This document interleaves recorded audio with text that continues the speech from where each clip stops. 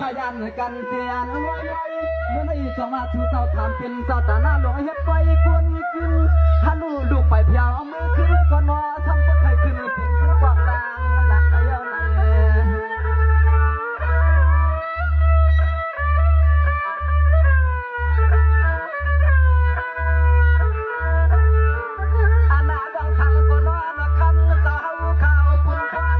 วันเดียวที่กินเลี้ยนอที่นวลก็คำมันจะมีไว้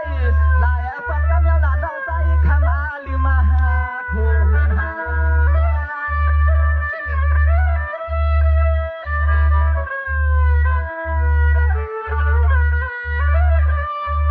เมื่อในพอทำเบียดเท่าให้ผู้เจ้าพอได้อยู่ดีกินวันกันยังแข็งชา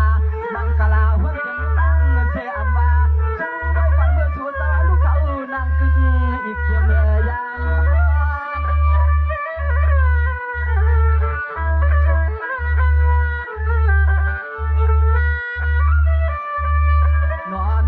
มมาชอบควันชอบพวยอ๋อเราถูสาวข้ามอกไปลูกไปด้วยลูกกินลูกชายในมันอำตัวอ๋อพวกเขาทำบ่อะไรมีหลงความมวนกำเจียวได้ทุกขอทิ้งดึกจำเดียวอ๋อพวกควันเขาถึงทำบ่ละกำมวนกำเจียวได้ทุกขอทิ้ง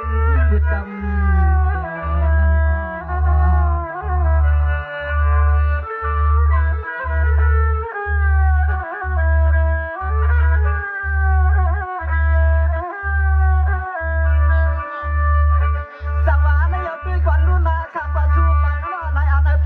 พวกกว้างขนาดชูตวงไว้ปั่นเรือนปอดีเมื่อได้เตรียมกวนเตรียมที่หาอันปอใจซ้อมคุณซ้อมเตรียมใจเพียงมันคือ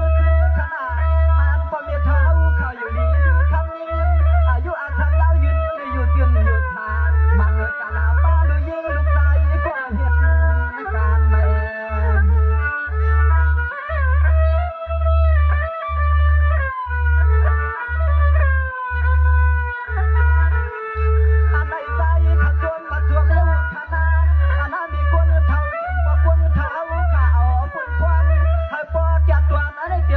ที่ร้องห่มควางวางชาทุก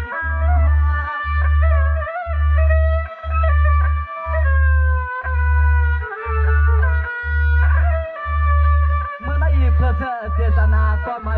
ยักต่างเรื่องทวงอย่าใช้ไผ่มุมมองไว้อ่านมาการบอกในลาดในเดียวจึงเลยก็นอนพวกคนเท่าเฮาเกียนมองหางเหี้ย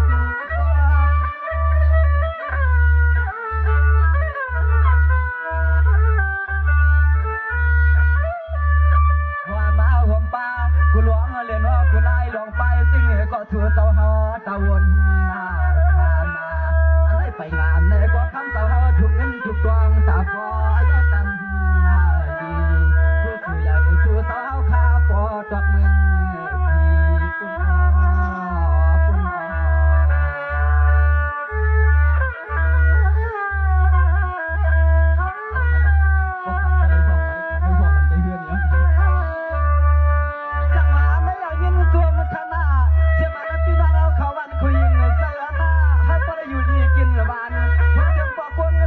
เขาเฮ็ดรายการไล่มือเขาเอายิบปีหลวงปีงาเตรียมทนออกเลย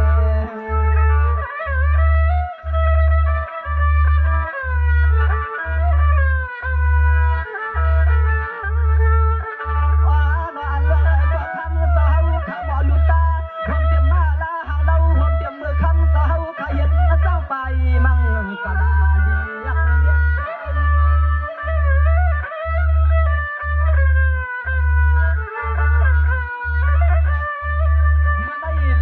ตัวก็ตัวใหม่ใจใหม่หน้าตาใหญ่พุ่งหน้าห่วงตัวมันใส่ไว้กูจัดหมวกกาลาดนางว่านางนอนหลับนอนใจเขาอยากช่วยทำปอตานแช่งทุกแม่ช่วย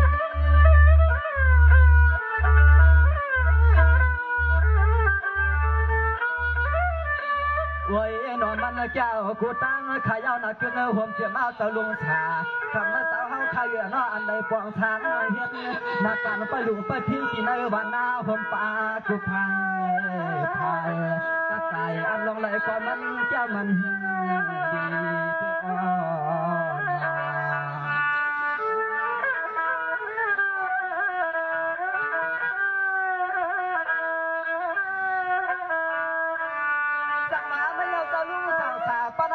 สาวน้อให้ชูสาวข้างในก็บ่ได้อยู่ลีหนึ่งตามลี